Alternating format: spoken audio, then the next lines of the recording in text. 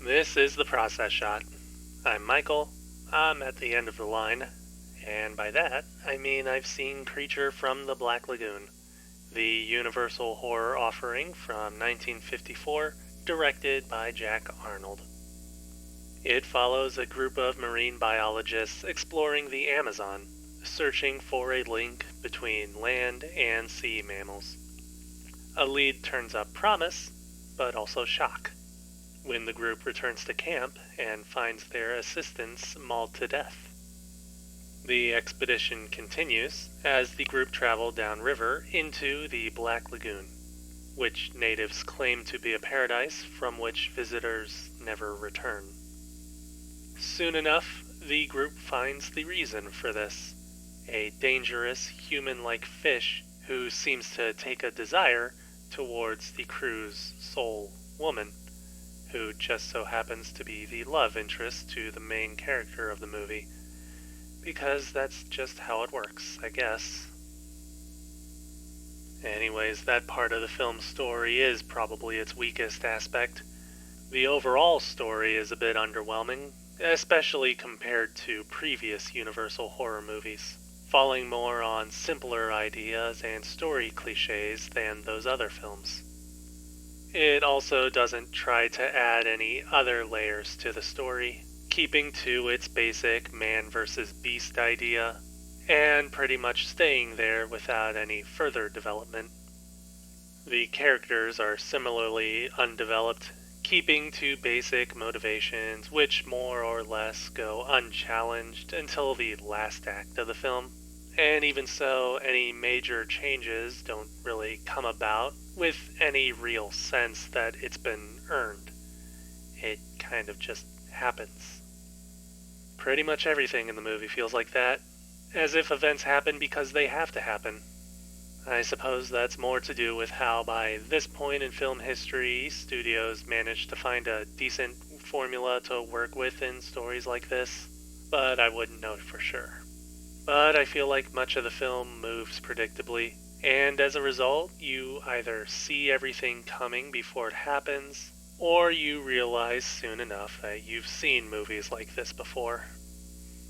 In any case, the movie isn't completely a wash, thanks, coincidentally, to its focus on underwater filmography. It's very clean, allowing the viewer to see what's going on with precision instead of trying to mimic something more realistic but foggier.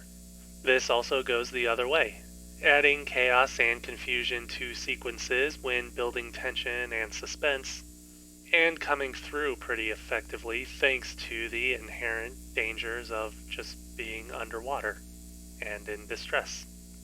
There's even a good sense of lighting direction in these underwater shots that paint the Black Lagoon as a truly bottomless area, which allow those swimming in the light to be heavily contrasted, most of all the creature himself.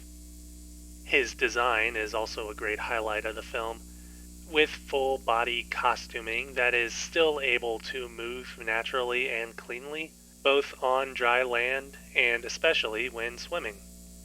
It's not too convincing, at least in close-ups, but it works great for its setting, and really it's something that's able to look almost seamlessly natural when actually in the water. But again, that's pretty much it for the positives. That's also pretty much it for Universal horror films, or at least the ones which try to do something new. It's kind of sad, but it also almost metaphorically acts as a bridge between the old ideas of horror and the newer formulas of studio filmmaking. Really, one of the only things that keeps Creature from the Black Lagoon from remaining obscure is the design of the titular creature, which clearly made enough of a lasting impact on audiences to last for decades. In the long run, the movie itself has become less important than the monster, and that's really kind of unfortunate given the potential that such a story of its discovery could have been. But that's just me. Creature from the Black Lagoon, Jack Arnold, 1954. 2.5 stars. I still think that it's fun enough to give a watch, but it's more of a Saturday morning kind of deal.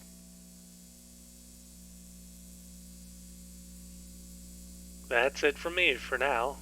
If you like this review, leave a like. If you didn't, leave a comment instead. As always, subscribe to the channel for more reviews. If there's anything I've learned from this movie, it's to try swimming with hand flippers. They may not make much sense, but they do make you look cooler.